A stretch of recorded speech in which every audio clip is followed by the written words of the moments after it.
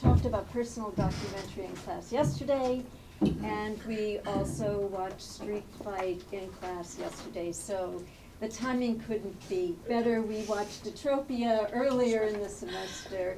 So it's very exciting for me to have these wonderful filmmakers with us today. And to have them talk about this great topic of going from documentary to narrative. I never really thought about it, and then Matthew did it, and then Jennifer did it, and then Marshall Curry did it, and then Heidi Ewing did it. And I go, what's going on here? And just to let you know how exciting this topic is, they all showed up. And I have to tell you that getting a date, they were all in New York, was very, very difficult. But we did it, and Matthew's coming. He's on his way from Newark Airport. So what we're going to do to get the ball rolling and familiarize, even though I asked you all to watch their work, to familiarize you all with what we're going to talk about and the individual experience of each filmmaker.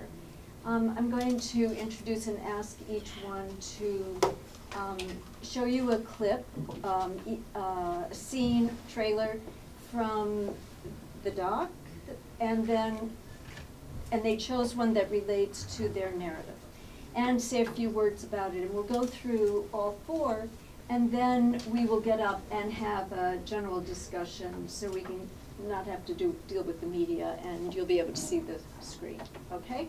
So we're going to start with Jennifer. So Jennifer, if I could get you to... I thought you were going to say that. If you could just clip that. We're recording this for some people who couldn't be here tonight, and we'll put excerpts on our website. Hi, everybody.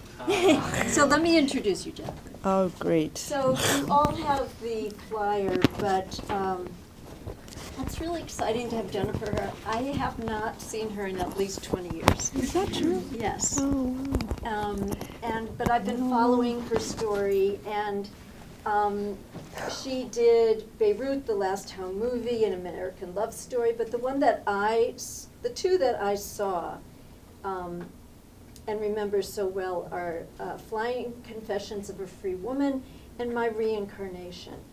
And it's Flying Confessions that really launched her into her very individualized style for the tale. So, Jennifer, why don't you introduce the clips, Sure. and then we will talk.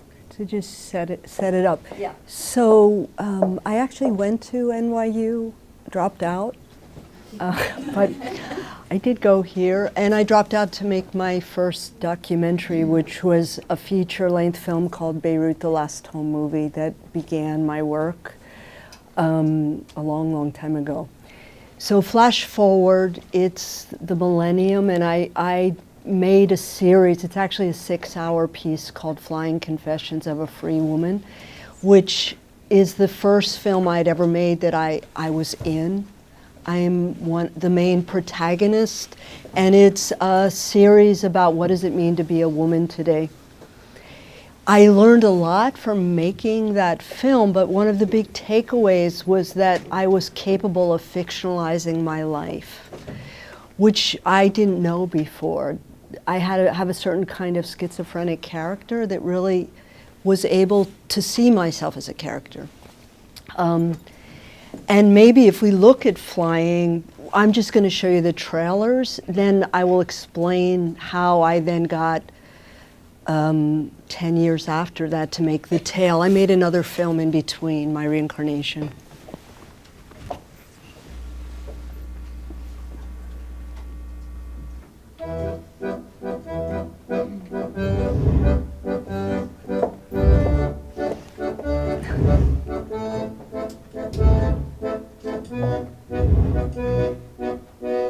I never wanted to be a girl the way girls were supposed to be.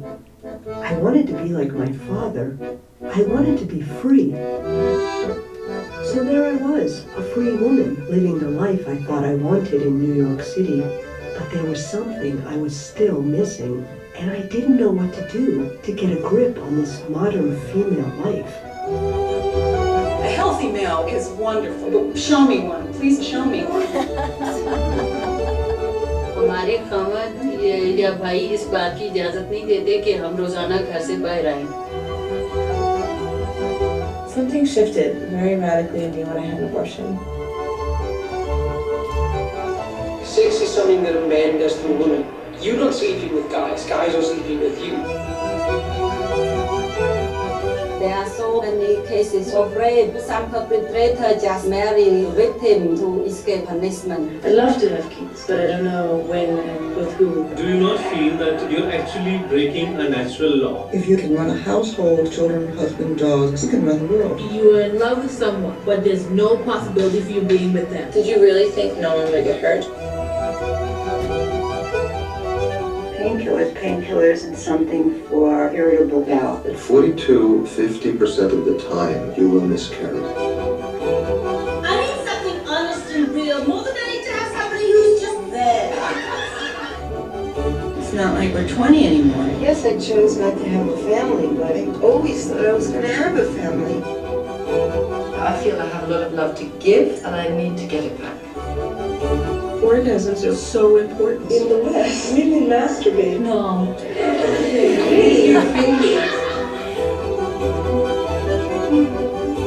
Why should you be handicapped as a girl? You're not born with fear, you're taught fear.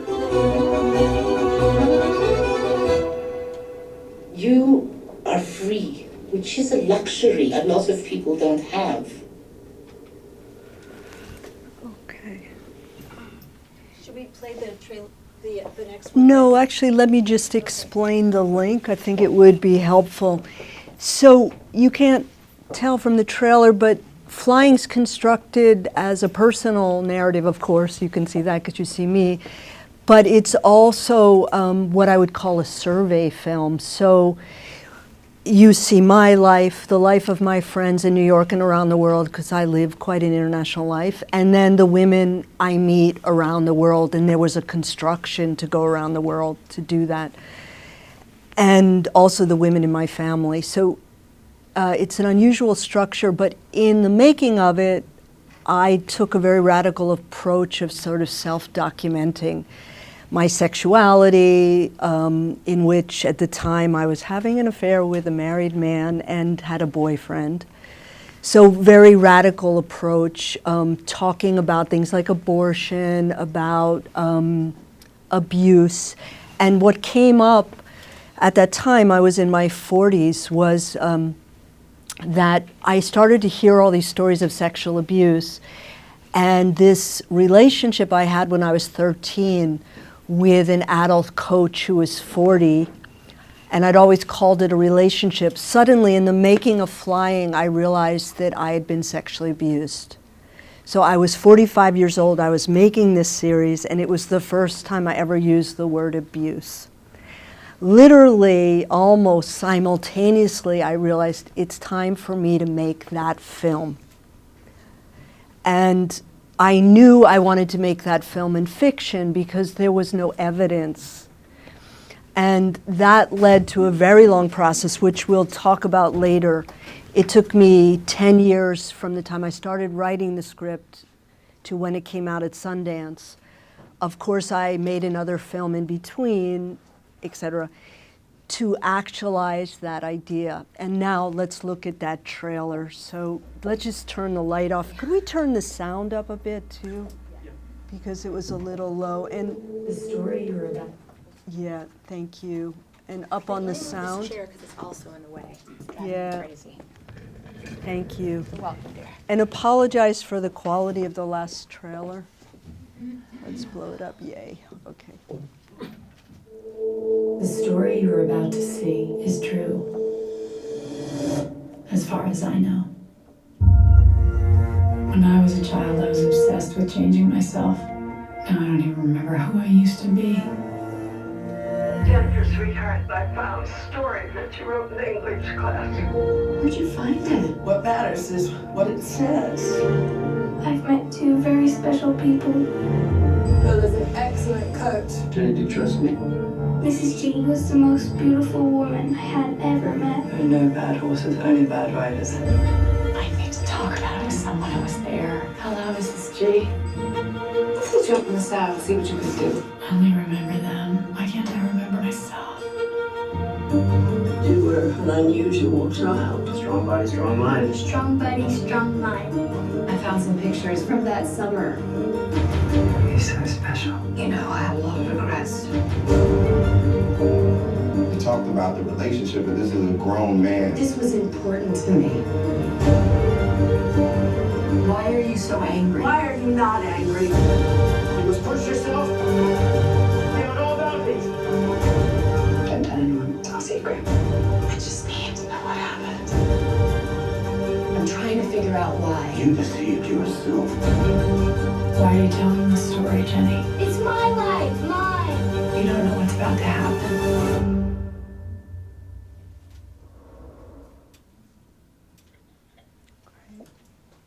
Super. So clearly, Laura Dern is playing me, and we look alike. And I guess the transition was to go clearly from making docs for 30 years to how do we turn a very intimate story, which is actually very much about memory, into a script and then actualize it. It was a 10-year process. The script took about 5 years while I was working on other films to write. It's a very unusual script. And it took us then about 5 years to get it made. It happened to come out about 4 months after Harvey Weinstein and the Me Too movement blew up. It hit Sundance in 2018, and a classic independent film, did very well, standing ovations, bidding war, and we sold it to HBO. You can all watch it streaming on HBO, and HBO put an enormous amount of PR behind it, frankly, and it was nominated for an Emmy and Golden Globes and Independent Spirits and everything. So it's a positive story, but how we got there is a really interesting discussion. And now I'm going to undo myself.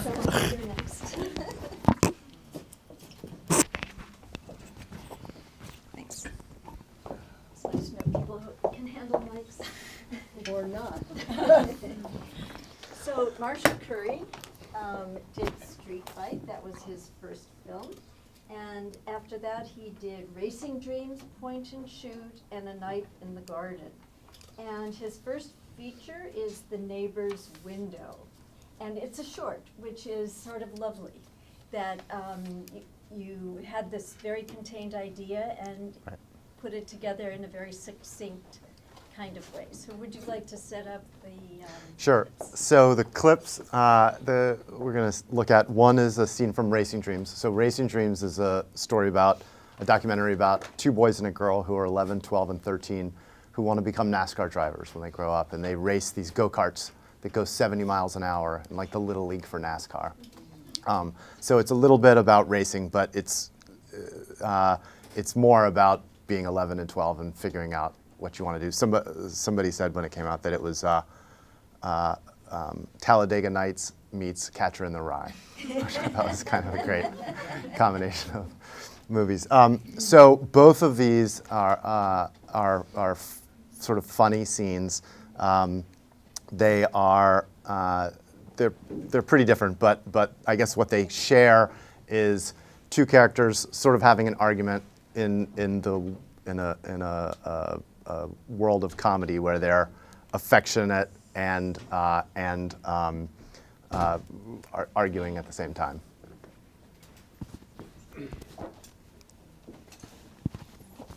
So Matthew just warmed, so. Hey. No, it's okay.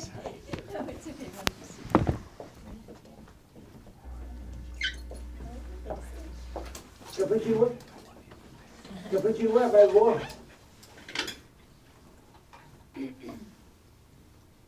Kapag you were by war. Take his lights off. Can't do it. My foot hurt. Tail gonna hurt if you don't come on up here. Inside peanut butter, outside jelly. 7 days in a week, 7 different Chevys. Black SS with the top blowed off. Mess with them boys, get your top blowed off. I got 99 problems, but pot ain't one. If you having pot problems, I feel bad for you, son. Hey, stop.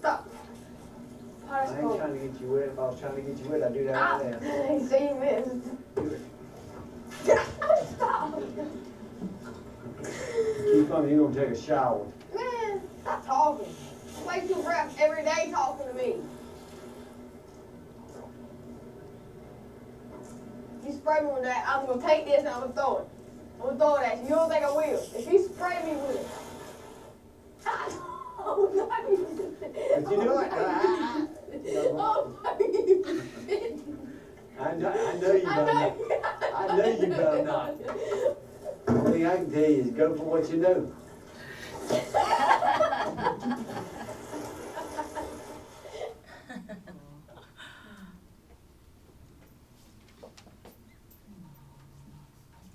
So I asked everyone to choose a scene. Jennifer felt the trailer was more appropriate for her. So Marshall chose a scene from a documentary and then a scene from his narrative film. Do you want to just roll them together, or do you want to? Sure. I mean, we're going to talk about the Okay. difference and all that other stuff later, I think, right? Yeah. That's why we're here, y'all.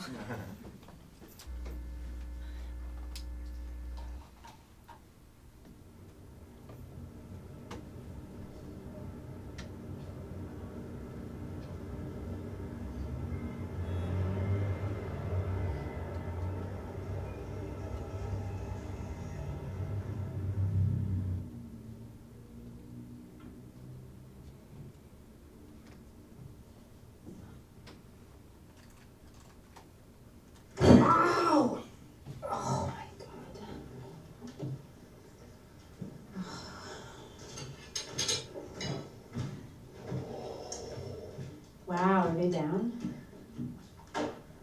Nice job. That was fast. Yeah, they're whooped. So I was gonna lose it when I quit with that whole Captain Underpants thing. Oh, they have no idea what it was like to grow up back when kids got spanked. Oh, God. That looks good. Hello. No, you shouldn't. What the? What? Wow. Oh my God. Oh, I can't watch.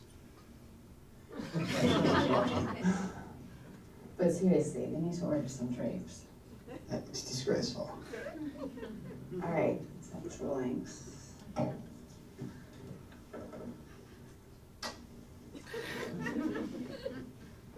They're christening the new apartment. Do you think they really don't think that people could see them? Or are they getting off on it? I just think they really don't care. Whoa. Whoa. That's a new one. She's very flexible. Yeah, he's really hot too. I didn't say hot, I said flexible. Do you think we should turn out the lights? Why should we turn off the lights? We're not doing anything. They're the ones who are.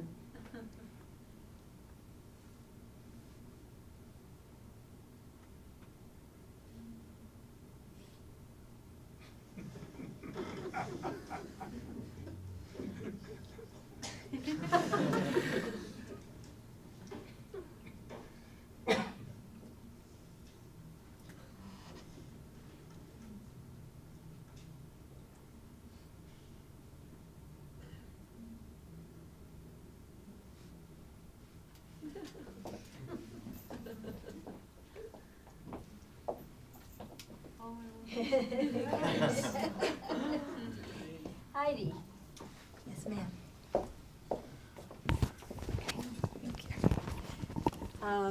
So I think most of you know Heidi work from Jesus Camp to 12th and Delaware to Detropia.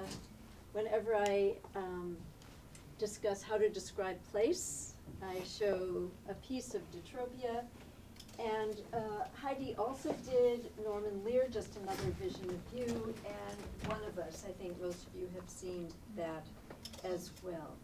And so she ventured out and is in the sound mix for her first narrative film called The Arrivals. Finishing it tomorrow night is our final watch down. So I brought a clip, but it's got like time code and stuff, but don't tell anyone I showed you. But so I brought a clip. So I frequently co-direct with my business partner, Rachel Grady, and we've developed a style over the years.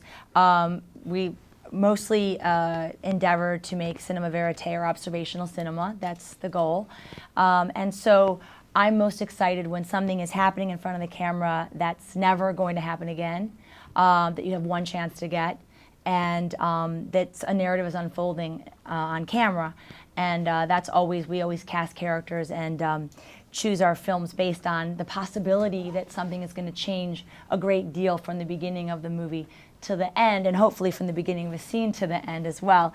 One can like hope and dream those things. But so I'm gonna, so I brought that sensibility, that desire for naturalism and an improvisational feel to, I believe I brought it to my first narrative, The Arrivals. I'll show you a clip of that after. But this is just a scene, I brought two very modest scenes, two very little tiny scenes that are not very loud or impressive, but they do speak to sort of my transition from one world to the next. So this is a clip from One of Us. And it's pretty self-explanatory. It's about a film about people trying to leave the Hasidic community, and he's one of our characters, Ari. And he's a teenage boy who no longer looks like the community, yet hangs out in the neighborhood.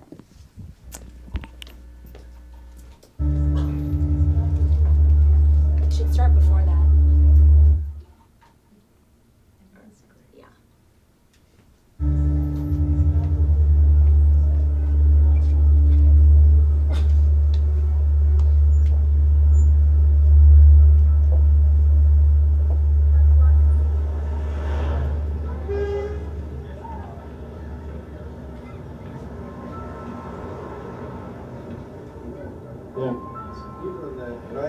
Yeah. Ja.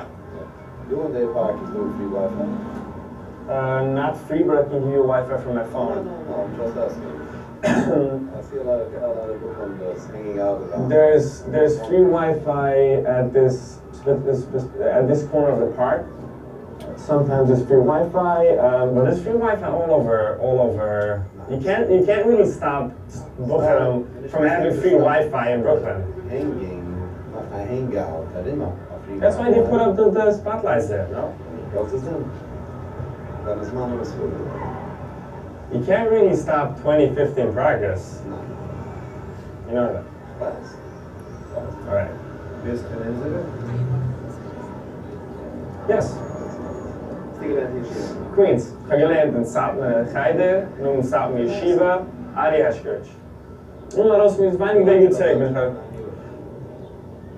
Der Uhr? Also 1 Uhr? 18. Bis 18 Uhr. Ja.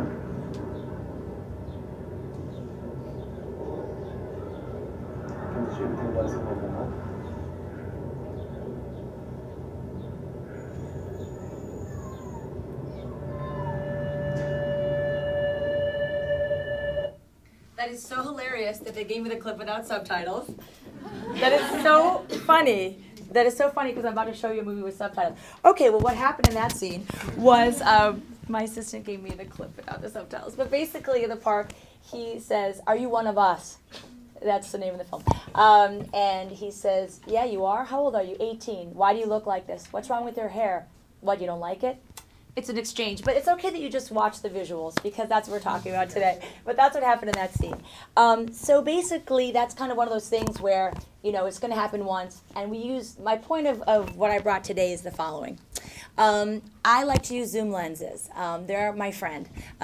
Two lavaliers and a zoom. So, preferably up to a 200, 70 to 200 is our favorite lens at Loki Films, because you can get scenes like that where he does, people, like the character's forgotten you're there and the person that you're filming doesn't, we get releases later and all that. So I found that when I moved into fiction, there was, I don't know if you guys had this experience, but I had this experience that there was a very anti-zoom lens feeling among narrative cinematographers. They have their reasons, but the cinematographer I hired, Juan Pablo Ramirez, is an excellent up-and-comer in Mexico, and he was like horrified that even to talk about it, because we were using these, all the lenses I used Panker Eye Classics and Baltar, so they're 1960s lenses. The Birds was shot on them, and Hitchcock films, and so there's like a vintagey, old-fashioned kind of like flawed look. And I was like, well, we have to find a zoom. Oh, they didn't make. So we found a giant, heavy, 1960s. The zooms back then, like it vignetted, so it could only go up to 125. It was crazy. So we have to have it because I wanted to recreate this sort of voyeuristic feel that you're shooting from far away, and you're capturing maybe something unfolding very naturalistically. And so I brought a little tiny scene. I brought two scenes, but I'm going to show you the little one. And this is using our old-fashioned zoom lens. And the actors loved it, by the way, because they never knew where we were and didn't know when we were rolling. I never called, I sort of called action, but it was more like, let's go, and they didn't know how long we were rolling, and they really loved it. And so we got a lot of wonderful improvisational moments because of the zoom and the natural light and the lack of fuss. And so this scene, we're gonna do window clip. Hopefully there are subtitles to it, and it's sort of using that style.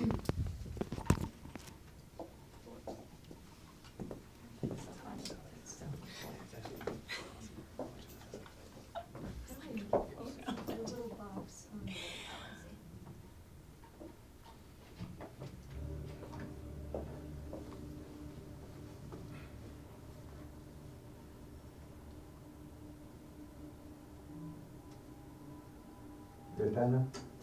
Ventana.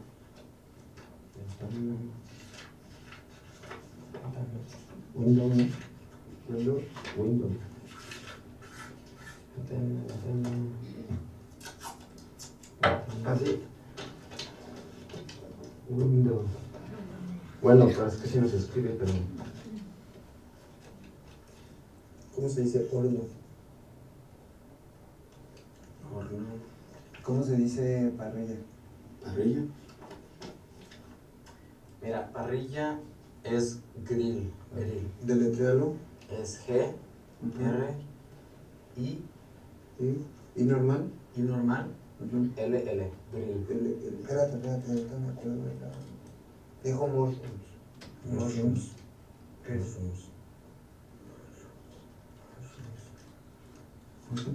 es? Ay, Iván, sí, acuérdate de que no somos hongos. Champiñones. Champiñones, sí. Iván. ¿Cómo se escribe? Champiñones. No, en inglés.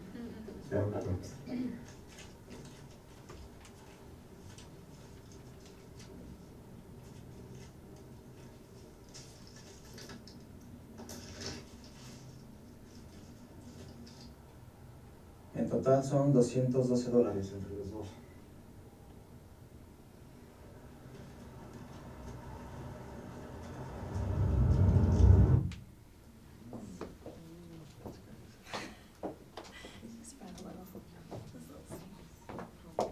So Matthew, you're up.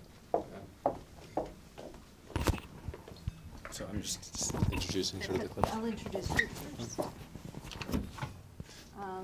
So Matthew shoots, and Jennifer, you shoot. You shoot. Okay, so we're all in the same company. And I think that adds something special, that everyone knows how to handle a camera, has been in the field, under pressure, shooting, and we will talk about how that informs directing.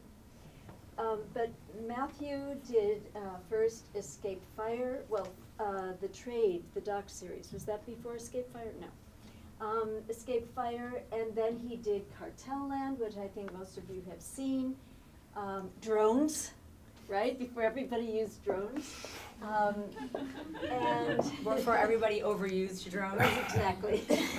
And shot that, and if you remember, it was just visually amazing, but his relationship with character was stunning, and we, again, will talk about that. But City of Ghosts very much, I think, informed his directing A Private War. And when I saw A Private War, I was very struck by how only a documentary filmmaker could have designed scenes in Syria to look like that. So we will talk about it later, but why don't you show the scenes that you chose for today? Sure.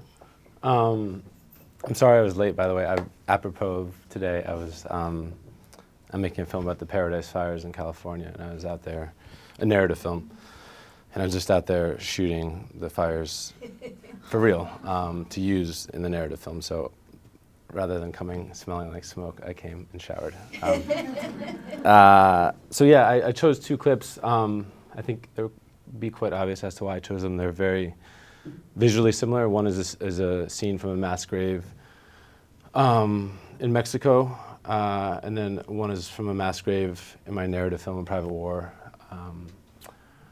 in Iraq. And I think one thing that sort of ties us all together is obviously gaining the trust of our subjects. That's sort of the heart of what we do. And this scene actually, I consider Cartel Land a very character-driven film, but this is a scene that sort of, I think, is the first scene in Mexico. And I just met these people. I had no time to gain their trust. It was an extraordinarily intimate scene, as you'll see. And so it's actually quite similar to the narrative scene that I'll show you afterward. So.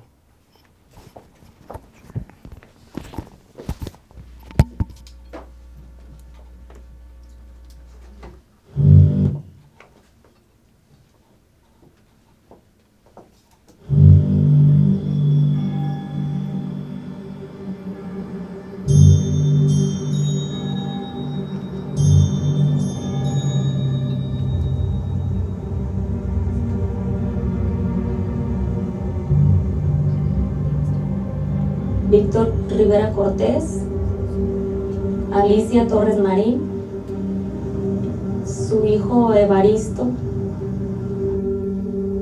hija de mi hermano Diana Lisbeth Jaimes Rivera. Ella contaba con 18 años. Su esposo se llama Belino. Su bebé de Jorge Luis. Jorgito.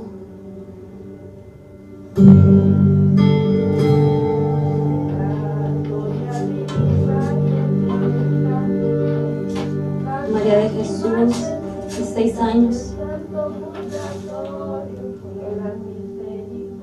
Felipe Cázares Marí, es tío de Alicia, de 60 años.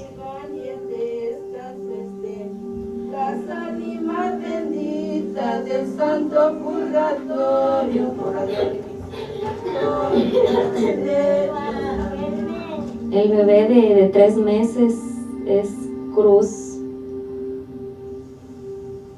Rivera Loya.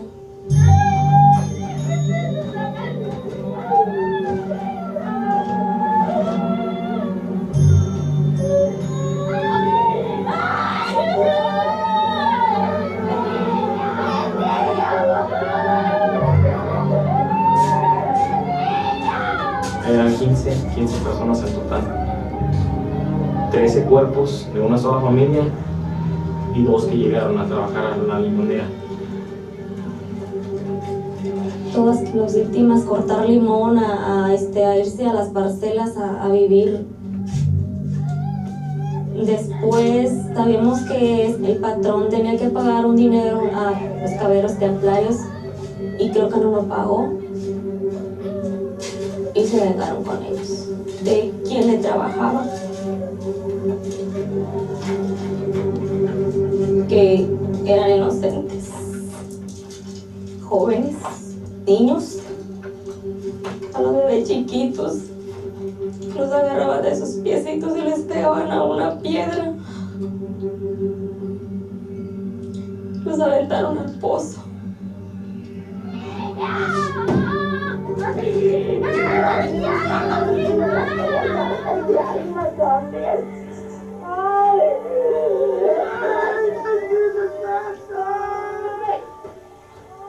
Porque yo quisiera ver a alguien que el gobierno agarrara y que dijera,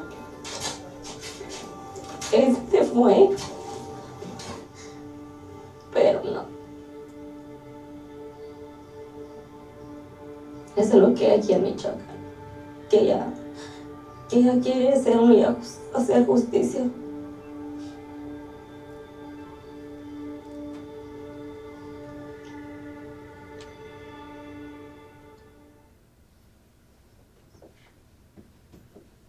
Do you want us to just play the next one?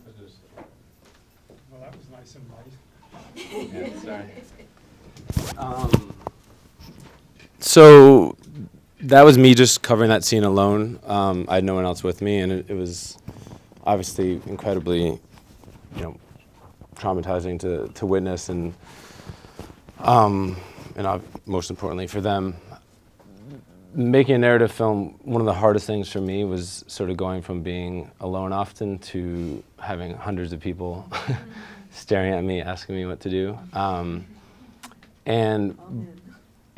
But I still tried to create that intimacy that I love about making docs, and that same sort of, not letting the script dictate what's going to happen, but letting real life unfold. And so this scene, just two quick things before, and then I'll shut up, is I shot all the war zones in this film in Jordan, and I spent weeks and weeks and weeks finding refugees from the various countries that we're depicting.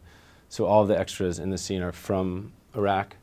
They'd all gone through some sort of trauma, and so I spent, again, weeks interviewing them, finding them, talking to them, making sure they're comfortable being part of this. And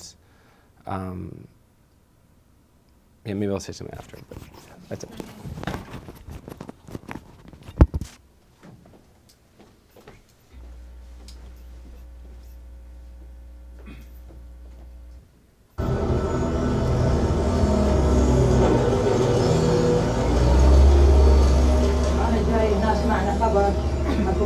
جماعية والدي صار له 12 سنة 13 سنة مفقود، وجينا نشوف شكله ماكو شيء، نطلع زبدة نطلع عظامة ندفن نسوي لنا فاتحة نسوي لنا عزة. I want to know the stories of individual people. I want to tell those stories. Can you tell me about her father? من انتم؟ شنو انا شغلنا؟ انت وخولاتك كنا نحفظ بيه.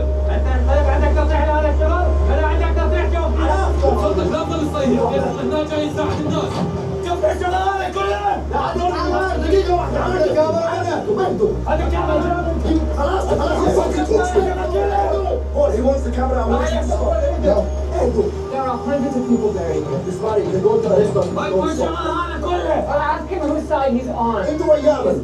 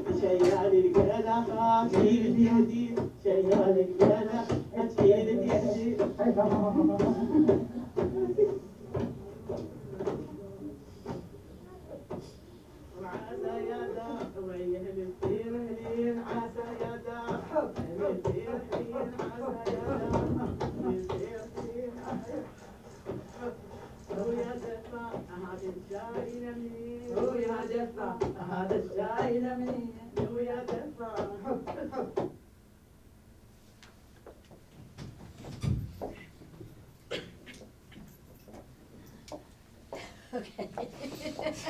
Sorry. So powerful. Okay, so now I'm going to ask everyone to take a seat, and we'll talk.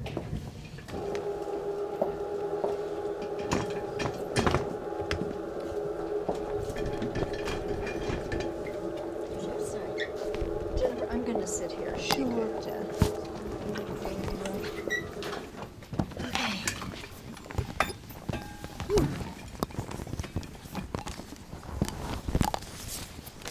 So Matthew, we'll start with you. So how did you design that scene? I mean, was it based on your experience in Syria? I mean, tell us a little bit about the film and the transition, and did you write A Private War? I did not write A Private War. It was a script that was sent to me. I didn't love it. I spent about a year doing research, talking to her friends or colleagues. It's a film about Marie Colvin, a journalist who was killed in Syria. And then started making it. But I also spent months and months and months researching all the different war zones, all the different places that I went to, But you spent so much time in Syria. I did not spend a lot of time in Syria. For City of Ghosts, yeah. City of Ghosts is a film about a group of activists in Syria who were exposing what ISIS was doing. If I had gone there, I would have been killed instantly. Right. Oh, right. So they were filming on the inside. I filmed them over the border in Turkey, so I never went to Syria. Got it. But you looked at all that footage intensively. Tons of footage, yeah. But the reason I show those two clips is obviously I'd seen what a mass grave looks like, feels like, the emotions that happened around that. So I was drawing so much of my own experience. Actually watching that, The Private War almost feels more like a verite scene than the other scene. The other scene's kind of a bit observational, because those weren't characters that I knew. So it was almost sort of an emotional sort of set piece as opposed to something that you're attaching to certain characters about. Whereas almost, in A Private War, that feels a bit more almost like a verite scene to me. And it felt that way. Like that's that moment at the end when the women are pounding their chests and doing that prayer for the dead. That's not scripted, that wasn't planned. They just started doing that. And it was just so exciting. The thing I was most nervous, sorry I'm blabbering right now. The thing I was most nervous about in transitioning to narratives was that same feeling that I have when I shoot docs of just, again, just real life unfolding before me. Can I possibly capture that in just a tiny amount in making a narrative film? And that scene was one of the first scenes I shot as a narrative filmmaker. And I just was like, I think I can. And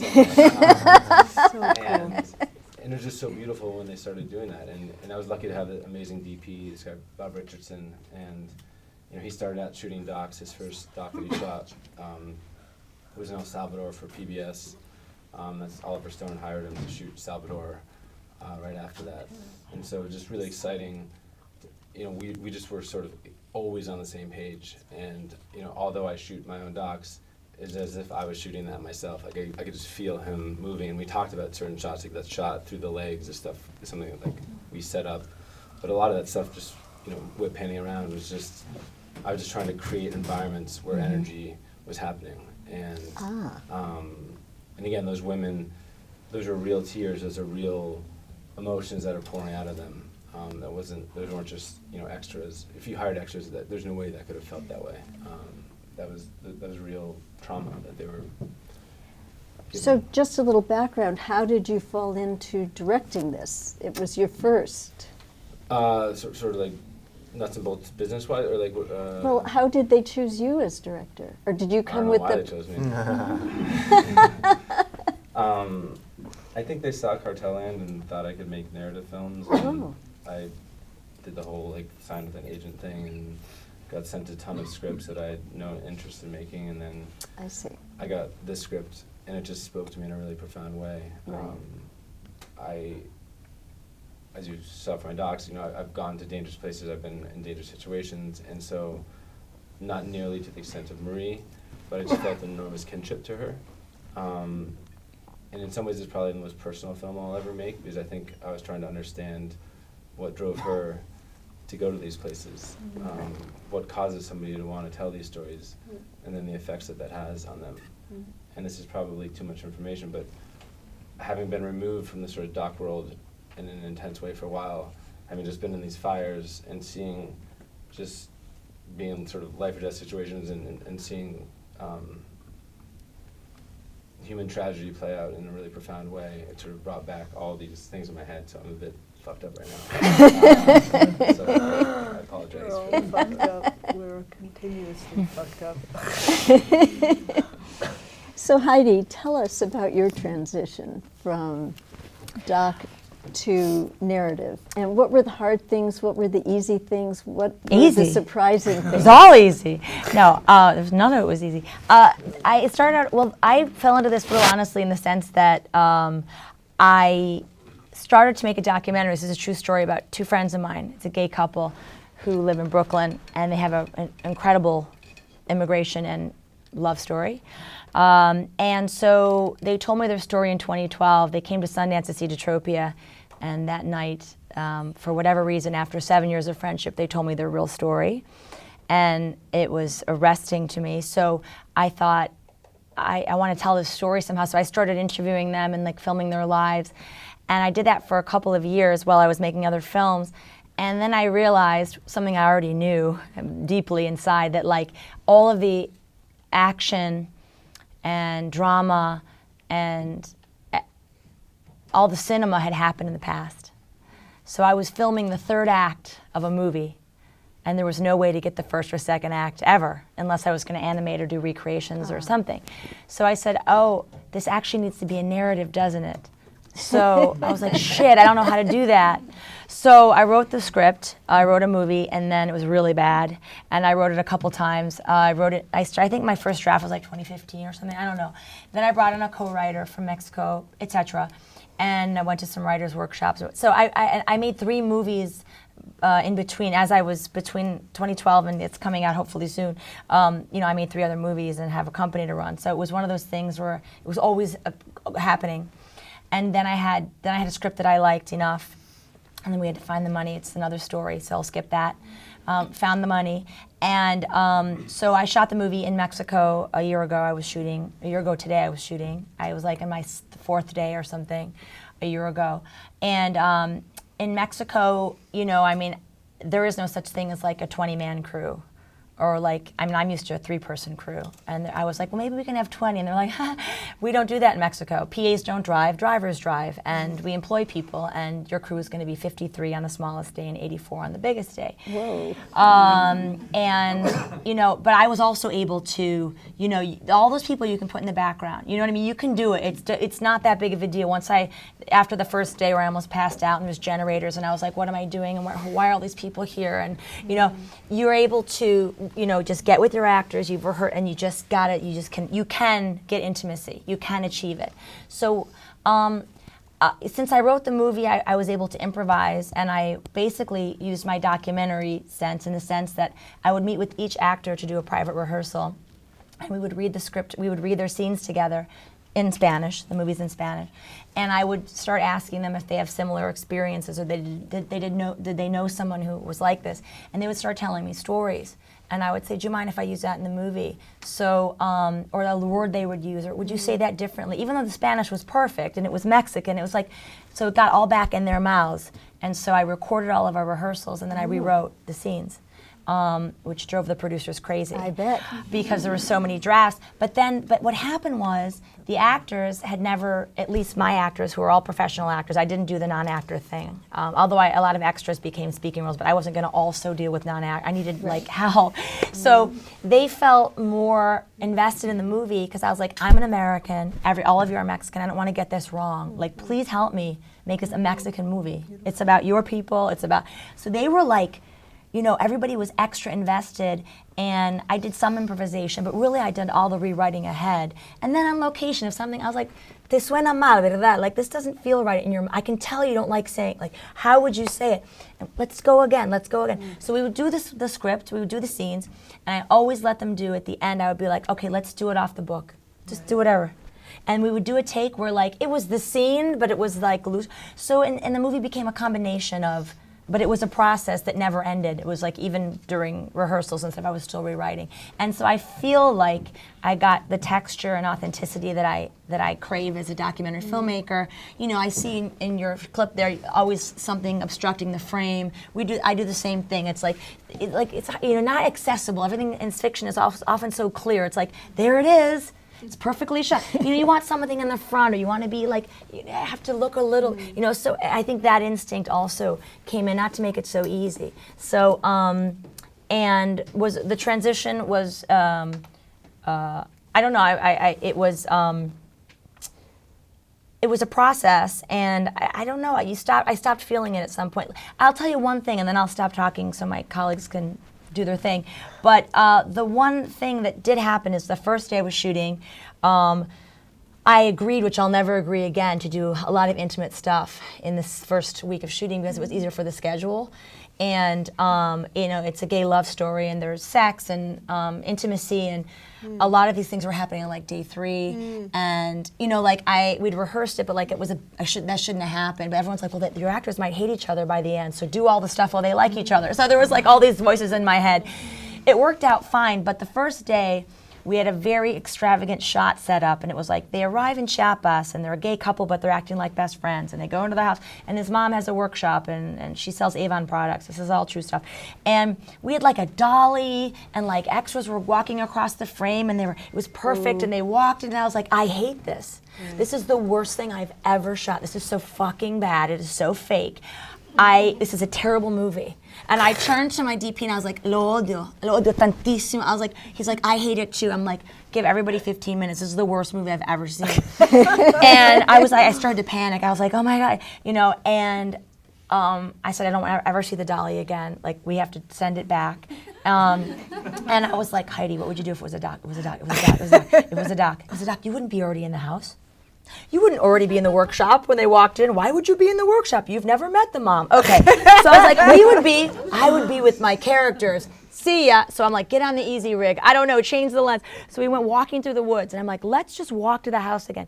And we shot the whole thing the way I would have done a doc, and it saved it. And it didn't save everything. I didn't just start doing that, but it was like, it gave me the confidence, and it was natural, and the camera caught up a beat too late when she said hello. And it was like off cue, and it was natural, and I ended up cutting the scene, but it worked. You know, it was like, I was like, okay, found the language, just don't lose your doc. Don't lose, that's why they gave you the money. They like your work, you like your work. Don't fucking start being somebody else, because you don't have anything to offer in like the clean, perfect, shiny palette. I don't do it, so don't try. So the minute I learned that, I found my language, and my DP also had shot docs, so he does both. And together we developed the language again on screen. So that was like a big moment for me to like, that day one, because I was like, I think the movie's running away from me. And it's like a perfect shot, but I would never watch this. I hate it. So that was a really like important moment. Jennifer, that's well told. And how did your experience compare? Completely different. Completely different, because I have to say the tail isn't very well shot. And frankly, shooting, the look of it wasn't my focus, because I think I was drowning in everything else, being really honest. But to back up, writing the tale was really employing a lot of my doc skills, because there's a real investigation that Laura Dern goes on that's based on my investigation to find the real people that abused me and all the children that were around me at that time. So there's a present tense investigation in the film that is true, that I went on to write the script. And then there is real archive from my diaries and the tale I wrote at 13 that's used. And then there's a whole lot of fantasy in the film. That's the other thing, is that the tale, language-wise, is not looking and employing documentary tropes unless the character is making a documentary. So I, as a filmmaker, if you look at all my work, probably no two films look alike. I tend to change styles a lot visually, and every film is very different, and I've done big series, like 10-part series, and feature films, and personal films, and not. So the tale doesn't look like anything I've ever made. I personally hate the way it looks. Oh my God. Just to be honest. But what I'm proud of is that in that documentary process of investigation, I could arrive at a script that was authentic. Mm-hmm. And much like what Heidi's saying, I kept returning to what is true and using myself as a center point, and worked 5 years on that script like Heidi. While she was doing other things, I was making other films and distributing other films. So, and went through many drafts. In fact, I wrote the script completely in the past tense and threw it out after sitting on it for about a year, because I hated it, and then rewrote it in this completely new idea, like, of memory and how we construct the stories we do and what stories we tell ourselves to survive. And who was I at 13? I don't know who I was. So I create this whole fantasy trope in it. That's the script, but the script does not make a fiction film. So the script would be as if I shot a documentary, frankly. And the shooting of fiction is like nothing in doc as far as I'm concerned. I had a huge production, big actors. I've never made a short fiction in my life. Me neither. So I went from 30 years of docs, handheld, a lot of it shot myself, to about 150 people on my crew, and union and quite big actors, Laura Dern, Ellen Burstyn, Jason Ritter, Elizabeth Debicki.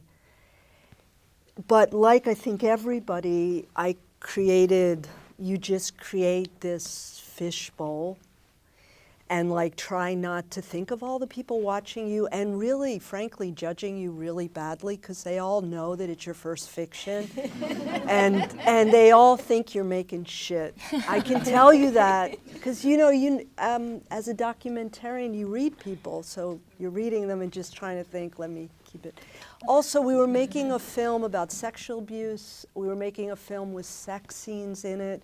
The sex scenes in that particular part of the film was shot in Louisiana. It was very on the edge. A lot of the crew did not agree with the fact that we were shooting young Jenny as an 11-year-old, a minor who was going to do sex scenes, even though they were totally constructed. So there was a lot of discontent. Our actors were afraid, frankly. Again, it was long before Harvey Weinstein, Me Too. They all thought, nobody will tell you this, but if you've made docs, you have never made a film before in the fiction world. Like literally, Marshall and I were just saying, like Laura Dern said to me when she agreed to do the film, so who's gonna be on set with you to tell you where to put the camera? And she wasn't being mean. She was being nice, like, I'm trying to help you here. So there is this attitude, and there was a lot of fear in our production, so, as well as my own fear, by the way. FYI. So it was a very tough shoot. I would say it was a vertical climb. I never thought that I knew how to work with actors, so I'd spent the last 5 years doing every directing actor. Me too. That helped a lot. And it really made a difference. Oh my God. Yeah. However, it was still really hard, and especially for me working with these well-known people who would argue with you of the meaning of a scene and the way a scene should be played, even though it was my life. Wow. But in that sense, I did have something that a typical first-time fiction person wouldn't have, which is nobody can tell me about sexual abuse. So fuck you all. and I mean it like that. So like Laura is amazing and is amazing improvising and rewrote almost every scene with me and improvised. However, she wanted to play a lot of it very angry. And this was not about a woman who thought she was angry. In fact, she didn't feel angry. She didn't even think she was abused.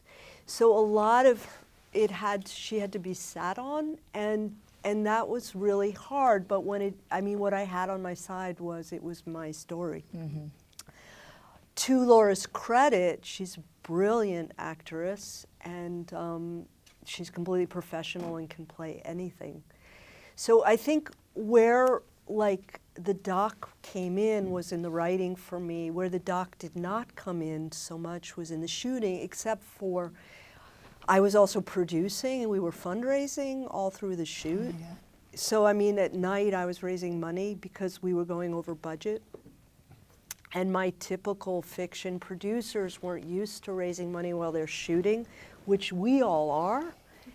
And so there was a kind of elasticity that documentary filmmaking gave me that I never would have if I'd gone straight into fiction. I think most documentary filmmakers are what I would call long distance runners. Like, nobody can out-tough me. They can do things quicker than me, but they can't outlast me. Because I've made films that took 20 years to make. Right. So don't even talk to me. Like this, I'm acting very tough, but there's a way that we had to split the shoot up into 3 shoots. We shot Laura Dern over 3 months in 3 different locations.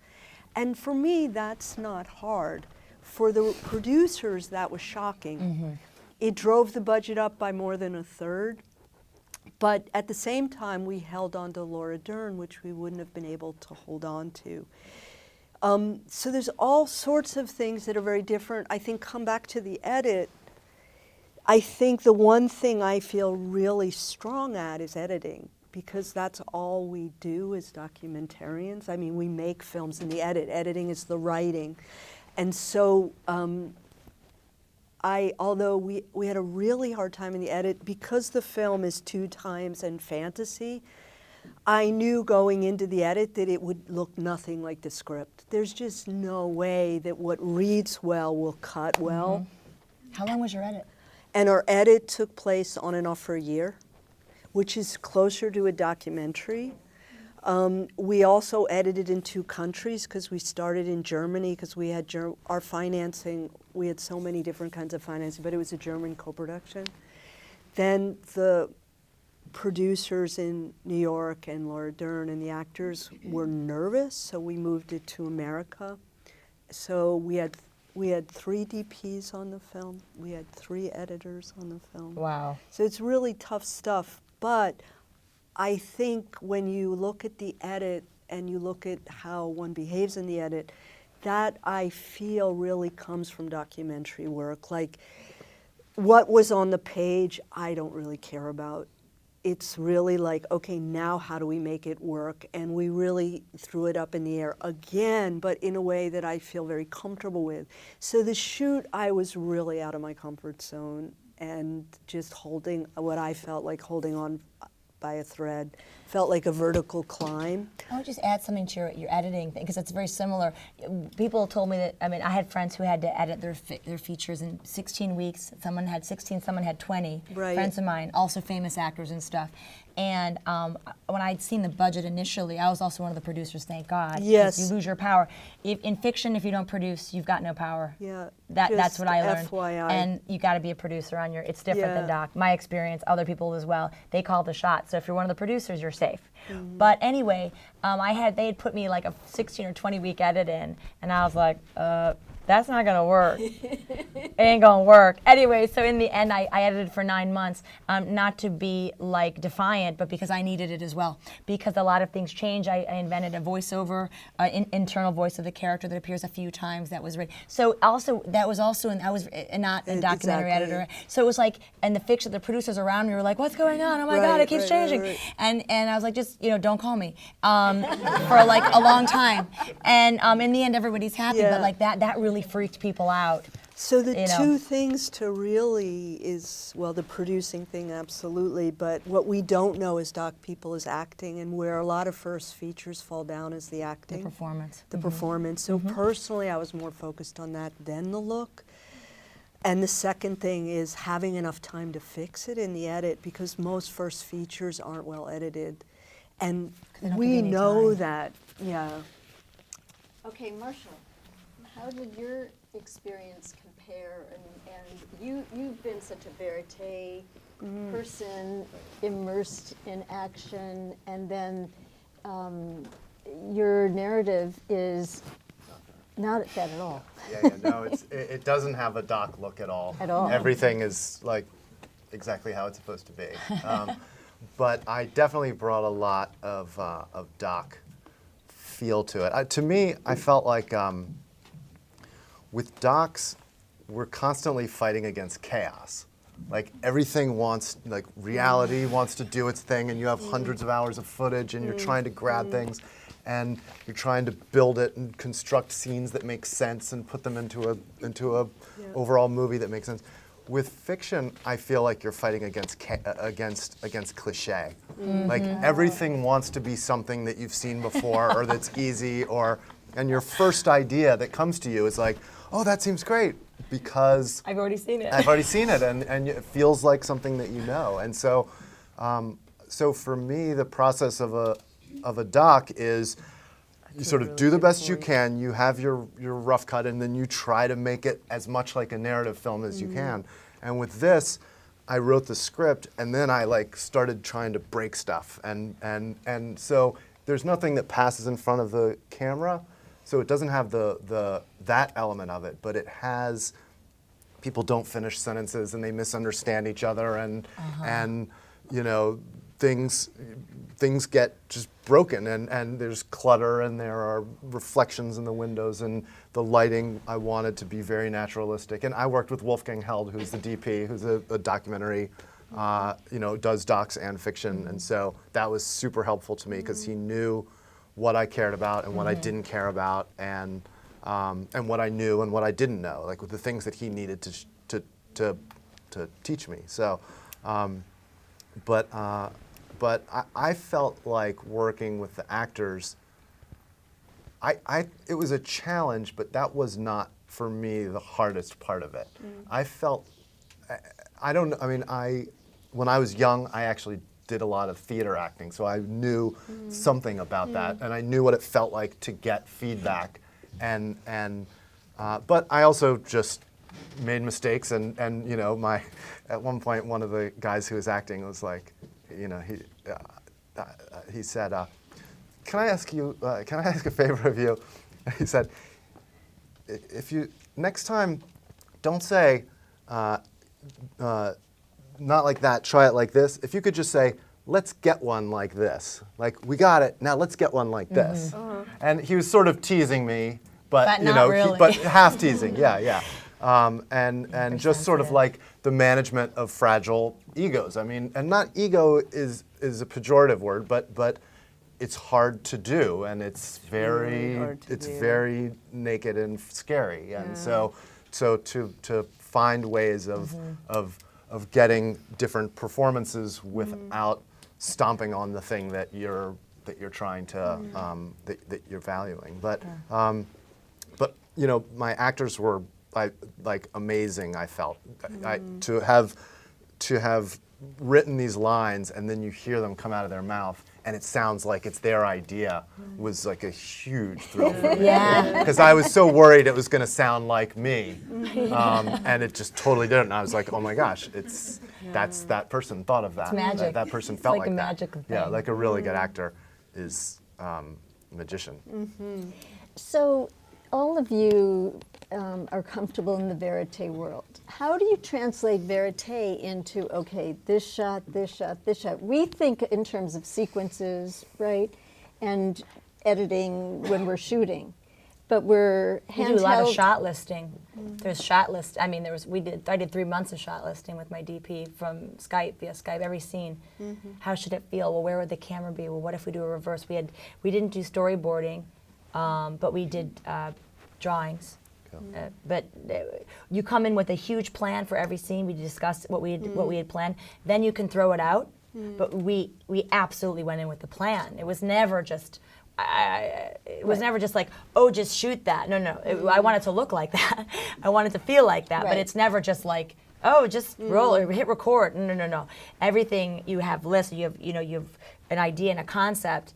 I stopped shooting the master first, if ever, because it was always the most boring, the safe shot, and you burn all this time on the stupidest shot. So we decided to do the more interesting stuff. Anyway, but there's shot listing that I do it in doc too, but not to the extent you can do it in fiction, because like you said, you can control things. So whatever you can control was the beauty is that you can control it, and you do, without making it look cliche or whatever. But there was a lot of shot listing. I'm sure you guys probably storyboarded, right? No, Oh, just no, shot please list. tell us. No, you just went and shot it. Come on. I swear. You just went there and you just recorded stuff. Yeah. Well, if you finish, I'll. No, I don't know, because I don't believe you. I swear. I don't believe you. There's there's two sequences that we storyboarded, just basically because I needed to know where the explosion was happening. So you just put your actor and you said, this is a scene and we'll follow you. No, I'd block it on the day, but I did not spend months So you storyboarding. did block. See, I didn't do any blocking. So basically, for me to get to that like verite feeling that I feel in docs, it was really about just feeling literally and figuratively where is the wind blowing that day, what's happening, did Rosamund Pike wake up happy or sad? Like I constantly was trying to read the tea leaves of what was happening that day, Interesting. and constantly adapting to the 8,000 things that went wrong. Like there's a scene in A Private War where we're in Libya, and she is interrogating a rapist amongst the rebels fighting against Gaddafi. And my rapist got drunk and didn't show up that morning. And so I literally, again, spent weeks finding this guy who's so perfect. I was so pissed. And I just was like sitting in craft services at 5 in the morning being like, well, I don't have one of my main actors today. And I literally look up and the guy had been serving me pancakes for 2 weeks. I was like, you're the guy. And I was like, how do you feel about... You look like a rapist. How do you feel about playing as Rosamund Pike in this really extremely intimate scene? He's like, sure. I was like, this guy I hope becomes some great actor, but he was amazing. And he actually didn't even, he spoke Arabic, but he didn't speak Libyan Arabic, which is a very distinct. So another person on craft services spent the hour while he was in makeup teaching him how to speak Libyan Arabic. And it was just this magical thing. And then, he had no preordained notions of what was going to happen. Right. And the performance was so But real. don't you think that skill, obviously, of being so flexible and fluid in responding comes from documentary? 100%. Yeah. And I think, in lieu of what you were saying about working with actors, Rosamund Pike, who I worked with, who'd worked with like Fincher and all these amazing directors, and I'm this terrible small little director, she constantly said that she felt way more nervous working with me than she did with any other director. Because she felt like I knew what truth felt like. Great. And I think in art and in docs and narratives and theater and whatever we're doing, we're all attempting to get to some level of truth. And that's a completely subjective term. But good actors are constantly fighting for that, seeking that, exploring that, and what is that? And Rosamund was amazing. I could give her 12 takes, and each take was a different version of her version of the truth. Right. And so she just felt really insecure, honestly, from day one working with me, because she felt like I knew what it should look like. I knew what it should feel like. And actors that aren't used to improvising, I had a couple, like a lot of my actors had done theater and film and they were great at improvising. I had one actor, he was the second lead. He's really famous in Mexico. He came up from the TV school and he couldn't improvise. So every time I would allow him to go off book, he would start filling the holes with words and silly things. So I was never, like, he got really nervous on set because he was like, is she gonna ask me to Right. so one person couldn't, the others, but yeah, there Yes. is that level of like, what is she gonna ask me to do today? And some people don't like that. But also, I think one Yeah. of the things I learned, which is that every actor is different. Like I said, Laura Dern is an improvisational queen, but Elizabeth Debicki, who's a gorgeous actress, hates improvisation and isn't good at it. So one of the scenes that is highly improvised just caused her so much pain that I almost lost her. Even though she did a great job, she was scared to death. So I think you kind of go with, it's like a paint box. You adapt to what color you're painting with, and that is the art of what we are doing. Like, And you're constantly, I mean, you're when you're shooting a doc, especially if you're behind the camera, you're making 1,000 decisions Exactly, every yeah. millisecond. And it's the same with a narrative film, as you Yeah. are, but it's with a lot of other people staring at you, and the pressure of big actors And money. monitors and money. Yeah. Honestly, money was the hardest thing for me. and Yes, Marshall should spending. talk. Is that when you're making a doc, whether it's in Yes. Turkey or Syria or Germany or Mexico or wherever, you're not stressed about the budget. Like if I wanted to stay for 2 more weeks in Mexico, it's like 2 weeks of tacos and like $30 a day hotels. Like Right. the budget will survive. Like I'll Right. take money out of somewhere else, and like literally no one's gonna blink an eye.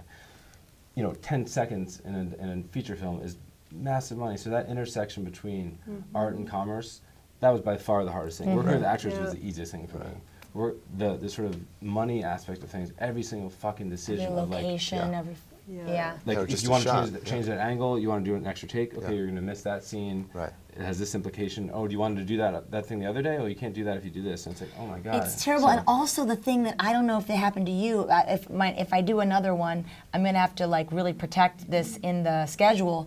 But like the whole sense of place thing, which is really important to me. There was never any time for city Cutaways, shots or right. what we call B-roll, or I hate calling it that, but geographical shots in the city. And like I get back to the edit, and like it always got pushed. Oh, you ran out of time. You can't do it because you went over on the. Okay, we'll have to put it tomorrow. It never happened. Right. 35 days I shoot. I don't fucking. You don't see Puebla or where don't where am I? I could have shot this. And so I did additional photography only for. I went back a few months Right, ago right. just to like To set get up the that. damn city because it fell off the schedule, which is crazy because it wouldn't cost anything to do that. In the end, it cost I think us more. A new plane flight, to rent all the Right. gear again, to go back to Mexico. Right. And it was one of those things where like it just gets shoved off unless you like put it front and center in your schedule, shot by shot by shot. Yeah. And that was something I learned as well because like you wasted time, you burned the money, you went over. We have to cut that thing that is so important to your movie, which is where are we? We had For me, like yeah. I was so lucky to have Bob Richardson because he is, he's a veteran. He's been through it all, and he has ADD like me, and so like whenever we're waiting for Rosamund to get her prosthetic on or whatever is happening, Start we're rolling. constantly picking off B-roll. I mean, we were literally the moment he had the camera in his hands, he was shooting. Start rolling, We yeah. were shooting extras. Some of those scenes in that mass grave scene were just pick up shots from 12 hours earlier Yeah. that we cut Right, in. right. Just constantly picking up atmospheric shots. It's a great instinct. So you can build that into a day, even if you don't, the other people around Yeah, you my aren't. DP wasn't quite that nimble. Almost, he did. Yeah. He wasn't like, oh, we can't. But he was also like, he's always worried that like his worst stuff's gonna end up in the movie, like Yeah. every DP. So he was a little more careful. But yeah, that kind of flexibility is so The helpful. big thing, though, that you're fighting for is days. That's the big discussion from the very beginning of like, how many days can you have? Well, you can have 22 days. In my case, I was like, I have to have 30 days, which is not a lot. We had 138 setups and children, horses, stunts, 2 time periods, and a sex scene with a minor. It's not a lot of time because No. there's a lot of shots in this film, The Tale. So right at the beginning, the producers are negotiating, well, you can't have it, so cut scenes. And I'm like, no, I'm not cutting scenes. I'm telling you right now, I'm not cutting scenes. And we had a situation where we were trying to cast local to get a credit financially. And we cast an unknown actor as the older Mrs. G, the older Elizabeth Debicki, and she got on set with Laura Dern, and it was terrible.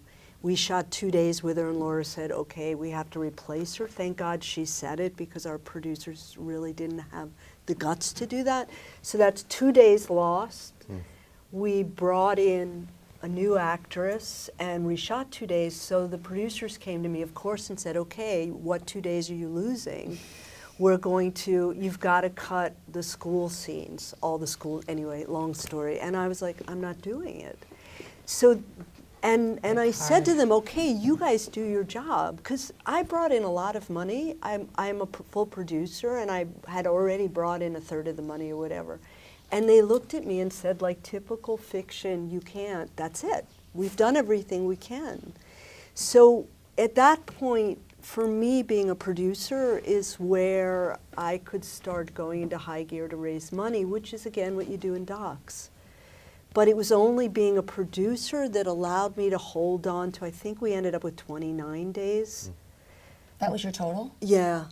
And that's also why it looks so bad. It shot so quickly. You cannot imagine. A lot of people get less. I got 35 and everyone thought I was like so lucky. That's amazing. But I was shooting in amazing. Mexico, so I didn't have the union issue. Yeah, that's amazing.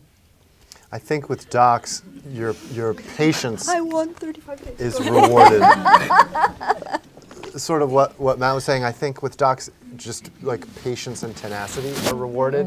And with fiction, that's not rewarded. Like being decisive is rewarded. That's true. Like knowing what you want and That's getting really it and true. saying, okay, we've got it, now let's get on to the next thing Right. is much more important. And it's For a docs, you just, totally like, different skill. keep waiting and keep Yeah. waiting It's a and totally different War of something will attrition. happen. Yeah, something will happen. Yeah. Yeah, yeah. So, Matthew, I have to ask you, because when I saw A Private War, there's a shot in the rubble in Syria where you shoot between two people's legs and you see what's going on. So that to me, I went, only a doc filmmaker could design a shot like that. So was that always in your mind? Did you just come to the rubble and figure it out? How did you find that shot? I think it's the shot I just showed in Yeah. Iraq. No. This is when she's about to be killed, I think. It's near the end. I don't know the shot. Oh. Tell me. Well, there's a shot. I'll There's a find shot it when for you. the young boy dies in Syria, and I close frame on two people moving into each other. But I don't know. But the answer is the same answer as what I was saying to Heidi. Is that I really just felt, you know, it was all about sort of the theater of the moment for me. It was all about creating an atmosphere that felt authentic. It was creating a set where people could walk in and feel like, I mean, so we had Paul Conroy, who's a real-life photographer, who was Marie Colvin's partner and friend, who was there with her when she died, who was there with her for many of these adventures. And he literally walked onto that set, our Syria set, and said, this feels like the real thing, like down to the pattern on the rug, down to what's on the ceiling. So every single pixel, every single detail mattered for me to create an environment that felt real, so that real emotions and real actions and real shit could happen that doesn't happen on a lot of sets. I think that was really refreshing for both the actors. And at one point, Rosman, there's a scene when a young man brings in his 2-year-old boy who ends up bleeding out in front of him. And again, I spent weeks finding this guy. He was from Homs, where this was taking place. He was a refugee living in Jordan. His 2-year-old nephew was shot off his shoulders at a protest and bled out in front of him. And so the grief and the trauma that he brought onto that set was just unbearable. It was so hard. And at one point, Rosman literally walked off and said, and like, I thought that was the end of the day, and we hadn't even gotten to the meat and potatoes of what we needed. And I walked out after, and she said, I just can't handle this. Like, the lines between doc and fiction are so blurred. Like, I don't know what to do. This is like so intense. I don't know what to do. I can't handle it. And I said to her, look, your job, as Marie's job, as my job and my day job as a documentary filmmaker, is to capture these moments. And this man wouldn't be here if he didn't want his story told. You know, your human instinct is to want to give someone a hug or to give them space. But your job is to capture these moments. And it's okay. You know, he wouldn't be here. And so she went back in And that was a really sort of formative moment between me and her. It was really early on in the film, and I think sort of, yeah, filmmaking is all about trust, whether it's with actors or whether it's with subjects. And if you fuck up that trust, you're screwed. And if you nurture that trust and you're patient with that trust and you build that trust, then wonderful things happen. Totally agree. The trust thing, and on the fiction set, it's also, I feel like you have to build trust with so many more people. Your actors, of course, but like your crew, and everyone has to believe it. You are the leader of this ship, so you are setting the tone, if you like it or not. The costumes, the production designers, everyone is looking at you. They are watching you. They're seeing how you're relating to your DP. I mean, you're not just having to build trust with those actors. Because morale is so fragile, and you've been working 14 hours, and you're in the desert, and the toilets aren't working, and we're shooting another overnight, and another overnight, and another overnight, and people start to get frayed. And if you waver, or are unkind to someone, or not even just unkind, but if you start to fray, I feel like everybody comes down with you. I felt that much more than I do in a doc. Of course, you are the leader, but something about having to rely on all these people for it to work, that you have to really pay attention to where the wind's blowing of morale. Like one time, I've just felt the fraying, and we had moved again on a Sunday, and in Mexico, traveling on a Sunday is not cool. And our producers had pushed it. We're traveling on another Sunday. I said, I know you're not supposed to travel on a Sunday here. Why are we doing it? So I said, what we're doing is we're going to get there, and we're going to a wonderful restaurant in town, and we're inviting the whole crew, and we're going to have a nice evening, and we're going to do something nice for everybody, because they're spending their Sunday in a town they don't live in. So little things just to bring everybody up, that you're appreciated. It becomes this trust thing, is like, which is something that we have a lot of experience with as documentary filmmakers, because we always do with real people. We love real people, and so it is a role that you have to carry on a set like that. So when you're in a situation like what you created and what Matthew created, how many takes can you do and get the freshness of the moment? You want to go ahead for that one? I mean, it totally depends. I mean, there's scenes when I did 20 takes, 30 takes. Oh. Because I really wanted something hyper specific. I knew what I wanted, and Roz knew what she wanted, but it just took a while to get there. There are certain scenes, like there's a scene when she's it's this like PTSD nightmare as we transition out of Iraq back to London. And for me, like those transitions, I didn't want them to be like hard juxtapositions. I wanted to be sort of like weird nightmare melding between these worlds, because that's really what happens when you're coming back and forth, hence why I'm blabbering right now. And so, I lost my train of thought. Takes. How many takes? So like for that moment, I knew I wanted her to sort of become unhinged, and that sort of opening scene from Apocalypse Now was a big inspiration for how I shot it. We basically just locked off. I let the whole crew go. It was me, Bob, AC, sound, makeup, maybe one other person. Everyone else had gone. It had been a really long day, and we just locked off the camera in this sort of low, almost like voyeuristic angle that we shouldn't be here, we shouldn't be witnessing this as she's typing up the story, as she's drinking, as she's walking around, as she's pondering this mass grave scene. And so that's what we did. I basically rolled 2 14-minute takes and just allowed her, I just said, you know who 14 minutes? 14 minutes. Yep. It was the mag. It's a good move at times, yeah. And just literally let her, it was her space to explore. We talked a lot about what PTSD is like. I talked about my own experiences. I sent her a lot of docs. I love this from Hell and Back Again, which I think is a really powerful personification of PTSD. And so we spent months talking about that. So then on the day, it was so dialed. But I gave her the freedom to sort of explore that interior space and literal space. But then there'd be scenes, sort of more traditional scenes that were, overs and overs and masters stuff. I see. I didn't do that. I think I did less takes than most people were used to. I think that's what I remember. I mean, I got diminishing returns with a few of the actors the more I would go, So like, it depended on the actor. I mean, sometimes I think I might have done too few takes. Sometimes it was a hair in the edit room. A few times. I felt like I got it. I want to move on. I got it, and I don't. If I didn't have another idea, you never want to ask an actor to do anything again for safety or for no reason. They will hate you. Like, you don't, for what? What do we do? Unless there's a technical issue, I just wouldn't be like, we're going again to go again. I mean, as a director, I can do that. But I really had to know why I was going again. If I wasn't sure, I would play back if it was a difficult scene. But I didn't do that much playing. We did some playing back. But like, usually when I got it, I would tell the actor or the actors, I would say to them, I feel satisfied that we have it. Is there anything else you'd like to try?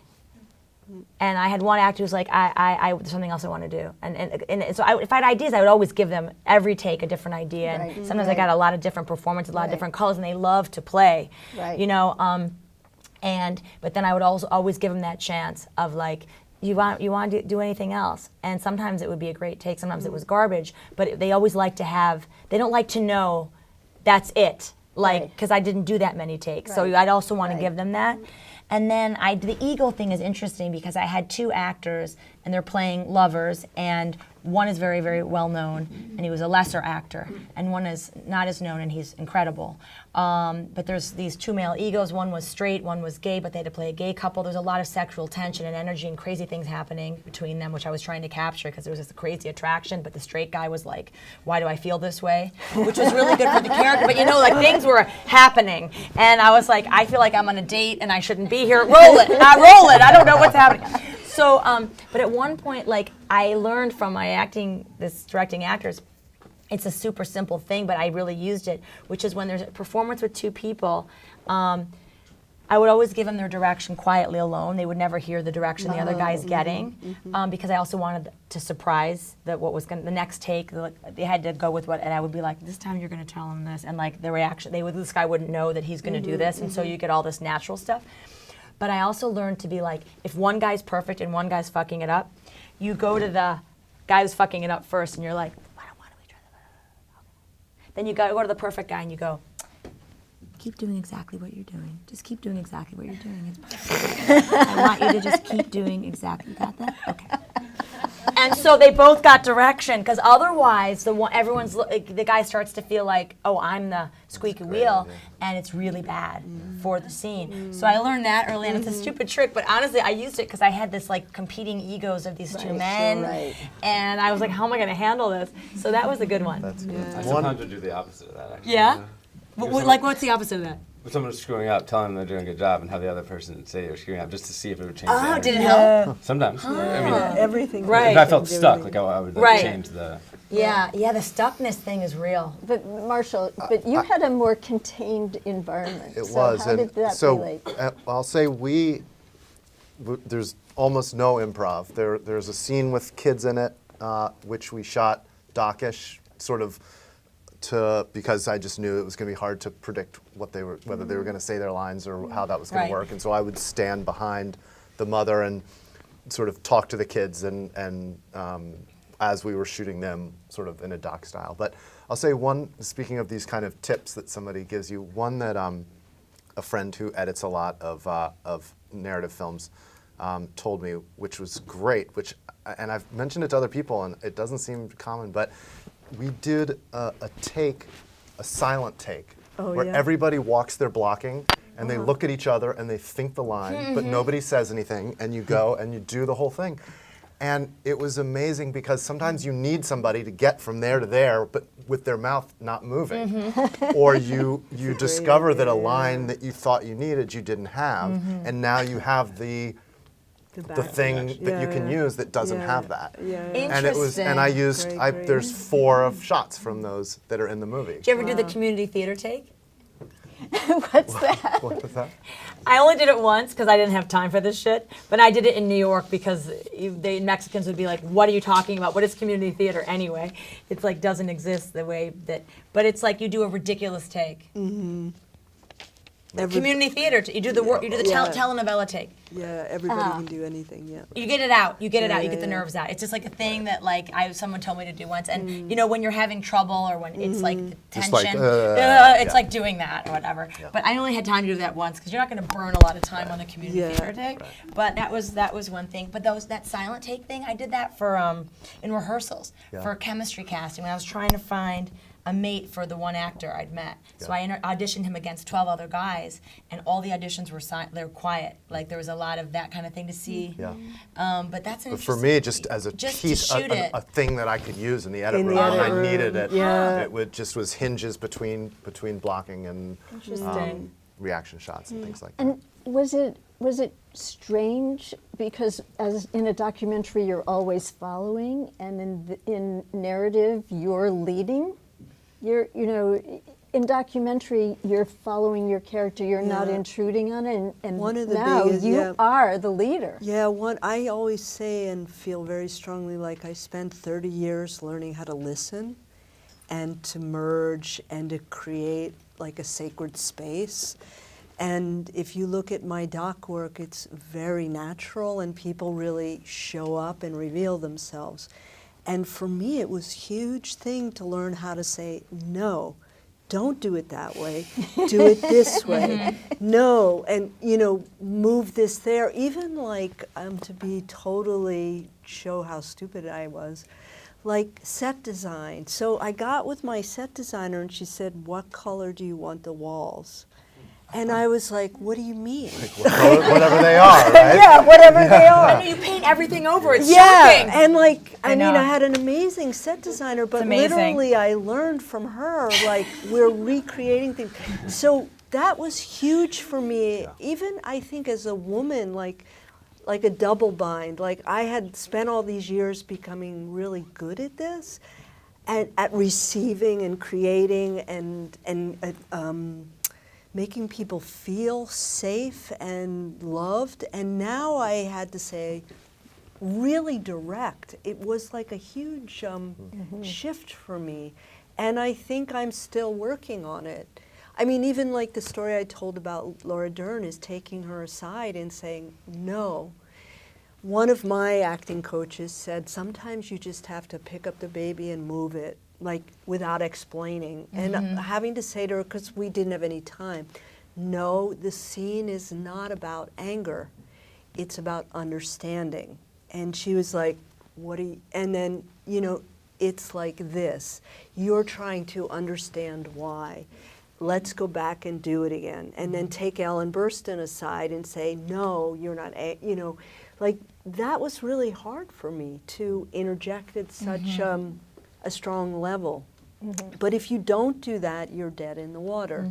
1,000,000 times a day, 1,000 million, 200 million. Okay, so I have one last question, and then we'll open it up to the group.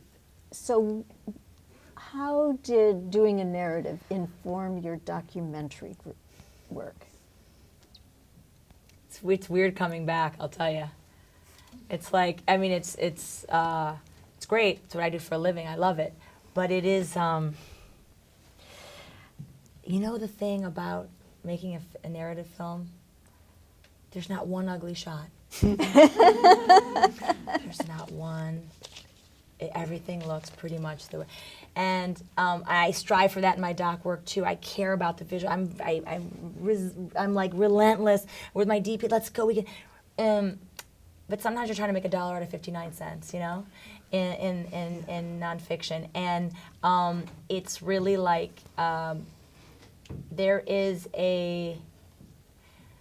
You realize that a lot of doc DPs, and it's not their fault because it's a very, very hard job, because you always think you're missing something. They're moving around too much. This is always my complaint. Like randomly walking to the other side to get coverage. It's like, why? This. Don't move. This is the perfect shot. You got one perfect shot. There's no reason to move right now, but they're always so scared they're going to miss the coverage because they're right. They're going to get yelled at in the edit by somebody. So there's this chaos sometimes it's unnecessary. The chaos sometimes in doc, unless you're in a war zone, is unnecessary.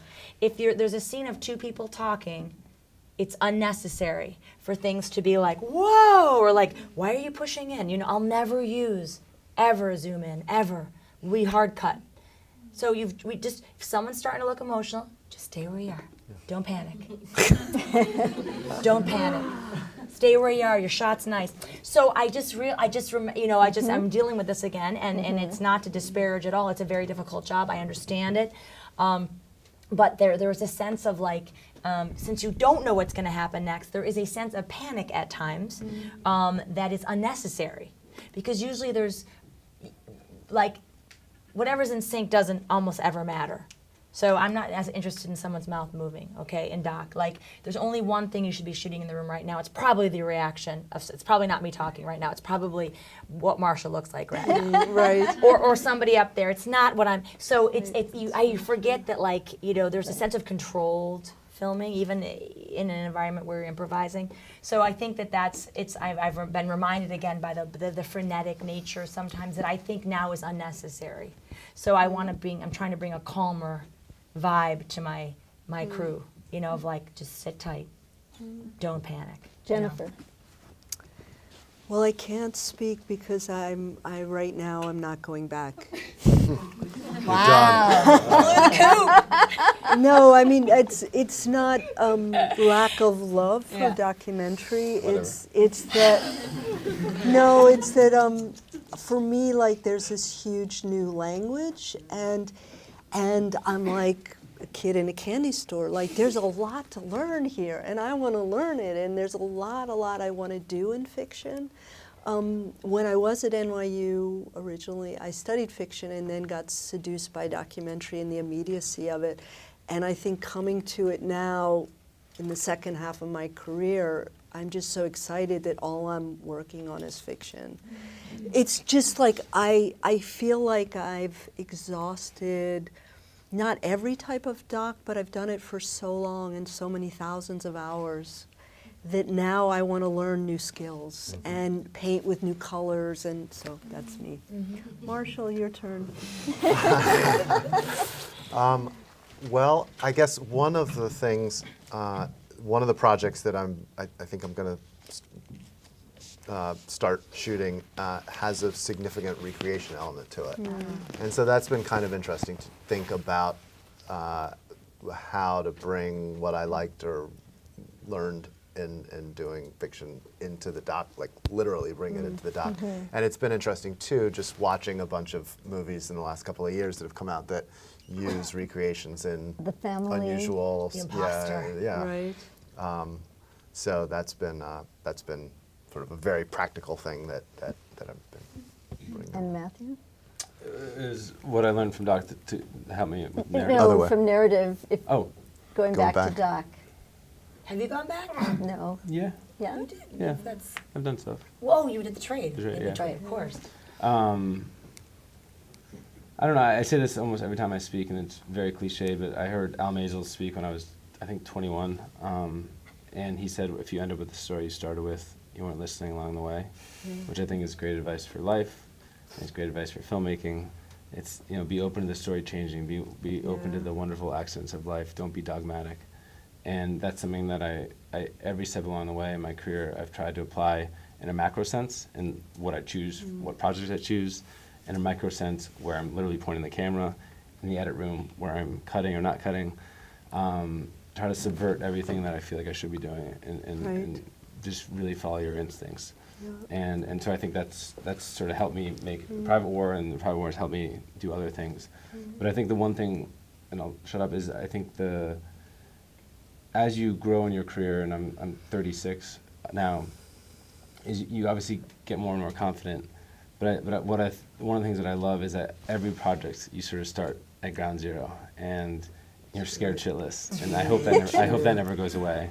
I'm starting this new narrative I'm doing about the Paradise Fires. It's about a woman who gave birth that morning and was separated 5 minutes later when the fire swept through the hospital from her baby. I want to do the whole film in one shot. I'm so fucking scared about doing this. Like there's 8,000, like, talk about shot lists. Like, this is the opposite of Private War. Like, I have to know exactly, there's not one word that I can't. You mean like Birdman, like one there'll be sequence, invisible one continuous. stitches. Yeah. Or So there's like some parachutes that we'll have in the edit room, but for the most part, like, I have to know exactly what I'm doing. And that is like absolutely. Have you seen Rope lately? See what? Rope. Yeah. No. Hitchcock. Yeah, Hitchcock. No. It's 4 takes. Yeah. See, I also don't do research. I haven't seen that. It's true. It's just something to see for what you're doing. Yeah.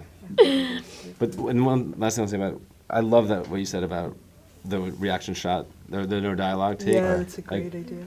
And shooting Cartelian and shooting Private War, one thing that was so lovely, I don't really speak Spanish and I definitely don't speak Arabic, and it was so fun shooting those because you don't know what's being said, but you know what's being said. Mm-hmm. Like I don't know the pages, I don't know the commas. Sorry, I don't know the commas or the periods, but I know the pages. I know Right. I know what's happening in that moment. Like there's no Yes, subtitles on that exactly. scene, but I On knew that exactly what scene, was we all happening. knew And what so it like- was about. Yeah, so, like- it was kind of fun to watch without reading. Yeah, it's great because you know exactly Yeah. the emotion of what's happening, and I think that was what was so fun in the narrative space, is sort of really playing on that. And I'll shut up. Yeah. Questions? I bored you guys. Okay. Not a one. Victor. So Victor. first, thank you all for coming. Yeah. And you gave us like this very good advice about hearing and listening and not changing mind. Do you guys have other advices for us, like imagining we're like 20 years from now, probably trying to do the same thing from you? You mean to make docs? Yeah, no, Or dogs, fiction. after that, go into narrative. Do you have? I think that the biggest mistake, I think the biggest advice for someone in your guys' situation is when you go ahead and make that first project, or I don't know, your thesis film or your first movie or whatever. I'm gonna just pretend it's a doc, okay? So many people in their early parts of their career are making films about non-visual topics that are just topics, like the environment. There is no such thing as a film about. It was made. It was called The Inconvenient Truth. But it had the vice president, which is why people watched it. So it's like, I think you should be very, very, my advice is to be very discerning and have a checklist of, should this be filmed? Should this be a New Yorker article? Should it be a podcast? Should it be a dinner party conversation? Or should it be a film? Why should it be a film? What are my elements? What do I see? Is it visual? Is it cinematic? It's so hard to if you start on that foot and so I would say really think very fiercely about why what you're making deserves to have a visual treatment as opposed to the myriad of other ways that we can tell stories. That would be my advice. I would say one piece of advice that's not quite counterpoint to the listening is the importance of being prepared too. Like Oh to my me, God. even more in fiction, but in docs, if I'm shooting a scene, I have a theory for what that scene's going to be, and I go in and I know I need this is a list. A lot of times I even have I know what the list of shots that I'm going to need are to tell the scene that's going to happen, and then I hope that something magical happens that I couldn't have prepared for, but I know that I have the architecture there to use that magical thing when it happens. And I do that when I'm about to go and shoot a scene. I do it when I'm imagining what the movie's gonna be. I have dozens of storylines that I'm like trying to anticipate, because if something great happens in Racing Dreams, we shot all sorts of things about like whether a kid was gonna cheat in one of the races. And they had, people would put like treatment on the tires, and then they would have these monitors that could tell if there were chemicals on your tires. We shot people explaining, we shot people getting their tires organized, all this stuff, because if somebody got caught cheating, you couldn't start that. You can't start a joke with the punchline. Like, you need the build-up. So we had that, and I had 100 other theories. Nobody cheated. All that footage was thrown away. But if it had happened, I would have had an architecture. I would have had a place to put that when it happened. And I was like, is there going to be a romance? Is there going to be somebody's going to get in trouble with their blah blah? Is there and anticipating all those different storylines, I think is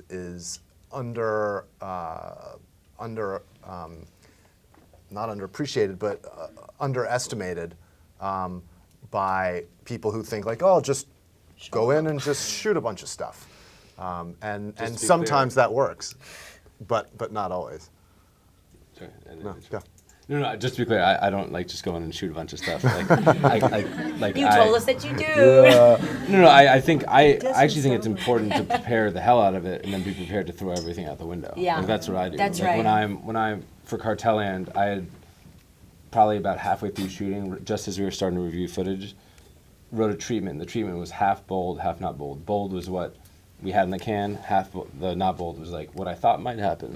And I think by the time we were done shooting, I had like treatment number 39 or something, because the story was constantly shifting and changing. Every time I went down to Mexico, I was like, okay, I'm gonna get this, and this is gonna fit into the story, and then I thought this was gonna happen, and every time 18,000 other things happen. Right. So I think the key is to be, then we're both saying the same thing. Prepared but flexible. Prepared but flexible. Yeah. I think that's really interesting about the treatment writing.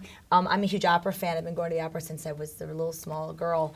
And I always like to read the librettos, and I also like to read the programs. It says, trying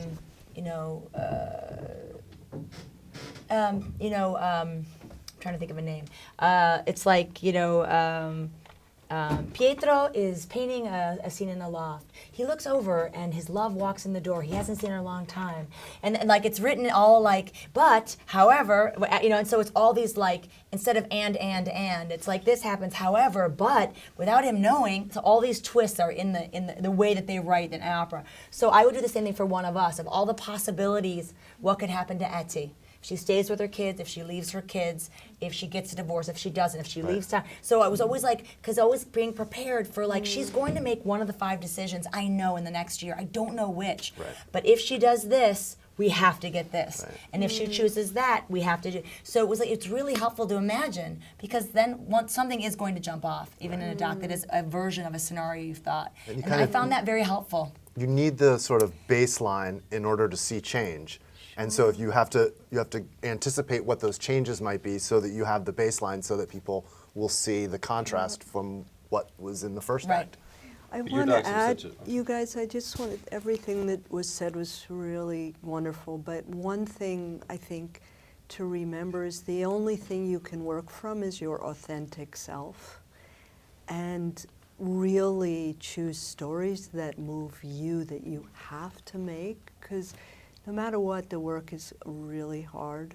And if you don't have this inner connection to keep you going through all the, you just won't make it. I've seen a lot of people also make films that they think they should make for the industry, and they never work. First of all, they're often copies, and none of the people here have made copies of other people's films, but that's a huge red herring. You really have to make from your authentic self, your authentic voice, or your authentic taste, and that's scary. So embrace fear, and really try to come from here, even if it doesn't work at first. That's. It doesn't get any easier, I can say that. I think I'm the oldest on this panel, so every film feels like you're going to die. Well, at least for me. But, yeah. Yes, Maria. So my question is more about the editing process. I'm one of third semester students, and we are all editing our thesis documentary right now. We have actually our first semester tomorrow. So just if you guys have some advice on how to continue the editing process for us. How long are your films supposed to be? 30. 30's long. Continuing the editing process. None of you have enough footage, right? To get to 30 interesting minutes? Maybe you do. I that's a hard length. That's a big assignment. Well, she's tough. 30 minutes. What's your advice, guys? It's such a big question without seeing. How to continue the edit? What was the question? Yeah, how to immerse ourselves in our material. We have to know obviously everything we've shot. We have to watch it over and over again. But how to go from that to like a timeline? It's just note cards. Yeah, note cards for sure. Yeah, the old school note cards. What? Note cards have on a Marshall wall. come and give notes. Yeah. He's the best note giver of any filmmaker I know. Yeah. But I was going to say on that, if you feel like you've lost your sight, then bring people in and let them shake you up. Yeah. And also the note card, which is so old school for both script writing and for documentary structure, is great because you can see it all out there. But I do think even if you don't agree, getting Marshall to come. Here's Marshall's phone number. Here's the thing: when you have a rough cut or a cut that you don't know if is working, I always turn the picture off and lay down on the floor, and I listen to my movie. It's a great. I'm telling you, man. you're like, I just heard that. Why is that there again? I just heard it. Right. I know that. Yeah. Someone just said that. Oh, that's the same version of a scene I just heard. Don't watch it. I mean, watch it. But as you get stuck, just listen to your movie. Another good thing is like if it's down to another small, it's down to like 20, 30 minutes or whatever. It's not too crazy. We also get it transcribed. Yeah. Oh, yeah. And you read read it your and movie, you start to see and you're like, repetitions, and you're no, like, no, oh, that shouldn't be there. It's 101. It's a paper cut. Okay. Right. But you get your transcript and you start doing it on paper. Everything except sitting in front of that stupid screen. If you've run out of ideas, listen to it, read it. Because you use your other senses, and then things become obvious. That could help. And you can flop it. If you flop the picture, it looks different and it will feel fresh and surprising. Or you can literally watch it in a mirror and you watch the exact same thing, but everything on the left side is on the right side. Watch it in a mirror. And it gives it just disorients you a little bit. Or just literally like sitting in a different place or watching it in a different room. That's also why I like screeners, Yeah. because when people come in, you see it differently. Yeah. Oh yeah, when you sit with other people, you realize that was so boring. That was so long. It's so long. Yeah. Sure, it's so boring. Yeah. Or they laughed when you didn't think it was. Well, when there you're was like, that any, wasn't supposed to be funny. Yeah. I think I was half joking. Marshall does give incredible notes, but I think like workshopping your films is so important. great. Like I way overscreen my films. My editors want to murder me, but I think it's so important just to get voices and to feel that anxiety when you're like, oh my God, Marshall's watching. I want to kill myself. Yeah. He's like, this section is so boring. I can barely watch it myself. Yeah. It's just a different energy that comes. And I think even if you hate someone's notes, like just always write them down, because a month later in the edit room, be like, wow, that was actually brilliant. I was too stubborn to think of it at the time. But if you constantly remember everything, that somehow like 3 notes will somehow become 1 2 months later and be like, that was brilliant. The other thing that for me is like key, when you do get feedback, first of all, don't necessarily listen to people's solutions. Listen to where they have problems, because invariably their solutions aren't right, and you can really get messed up. You can lose your core if you run down those roads. They don't know what footage you have. They don't know how the thing is built. They don't know anything. But listen to where and try to get underneath what they're really having problems with. It's actually, I find script work and editing very similar. So although sometimes I feel editing for me is easier than working on a script for me. But anyway. Also recording the notes people are giving you on your cell phone. And so you can listen to it later when you're not defensive. Oh, really? Because it sounds totally different. When you're not like, but, and also when someone gives you a note, don't go, well, what I was trying to do in that scene was, like, they gave you like 2 hours of their time. You just listen, you shut up. You be humble, you say thank you, you give them pizza, you record it, and you shut up and you go home. Never try to defend your vision. That's not why people are there. So you have to be so humble. And you have to be like... It's brutal, too. It's brutal, and you have to just hang your head and listen to everything that's wrong with your movie.